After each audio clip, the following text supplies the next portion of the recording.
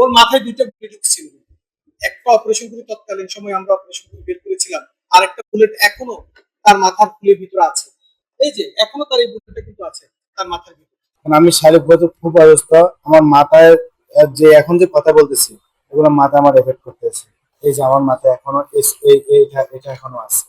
আগামীকাল ঐতিহাসিক 5ই আগস্ট স্বৈরাচার পতন দিবস। তো এই দিবস উপলক্ষে আপনি একজন জুলাই যোদ্ধাকে আপনি পাশে রেখেছেন। এই দিনে 2024 সালের 5ই আগস্ট কি হয়েছিল বাংলাদেশে? দেখেন, জুলাই শেষ হয় না, জুলাই কিন্তু চলমান। ঠিক আছে, এরকম জুলাই বারবার আমাদের দেশে আসতে পারে। আমরা বারবার জুলাই মতো অভ্যুত্থানের মতো ঘটনার সাক্ষী এই বাংলার জনপদ হতে পারে। জুলাই থেমে যাওয়ার না, আর জুলাই কোনো একটা নির্দিষ্ট অতীতের স্মৃতি না।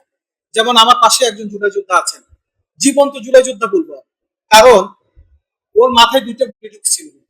একটা অপারেশন করে তৎকালীন সময় আমরা অপারেশন করে বের করেছিলাম, আর একটা বুলেট এখনো তার মাথার ফুলের ভিতরে আছে।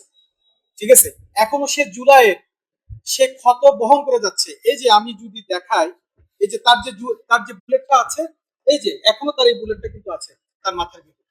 এবং এটা সাইড এফেক্ট কি সে নিজে বলতে পারে। একজন মানুষ, রক্তে মাংসের মানুষ, এখনো জুলাইয়ের সেই স্বৈরাচারের একটা বুলেট বহন করে আছে তার মাথার ভিতরে এখনো, গত 2 বছর।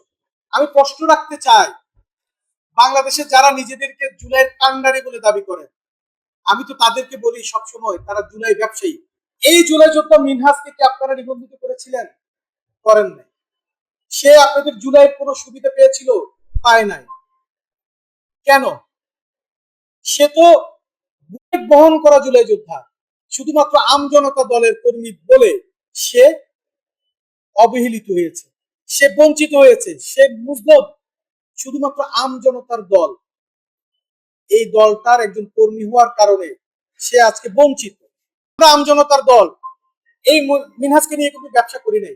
আমরা নীরবে নিবৃত্তি মিনহাজের চিকিৎসা করাইছি, এবং আগামী ভবিষ্যতে তার যে চিকিৎসা সেগুলো আমরা করাবো। আপনি কত তারিখে এবং কোথায় গুলিবিদ্ধ হয়েছিলেন? আমার থেকে তারিখটা হয়তো মনে নয়, 28 তারিখ হতে পারে।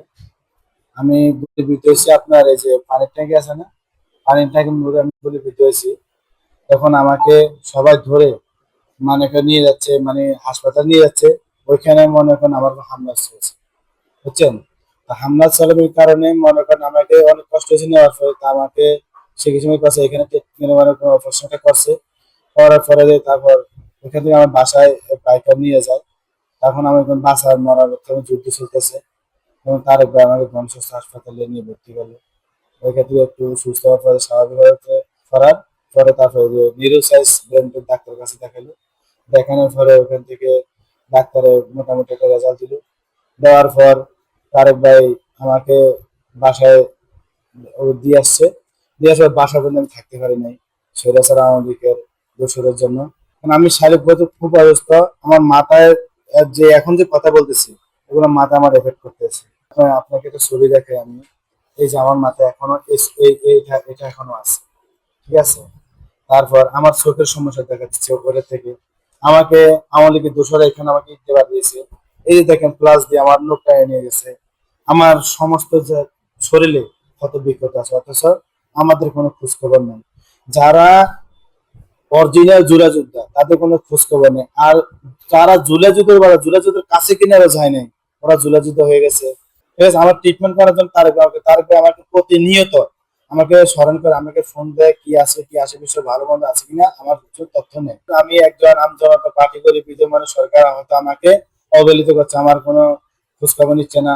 হ্যাঁ, যারা মনে করে জুলাই করে নেই ওদের খোঁজ খবর নিচ্ছে, ওদের ওদের এখন ওদের আপন হয়ে গেছে, আমরা এখন পর হয়ে গেছি।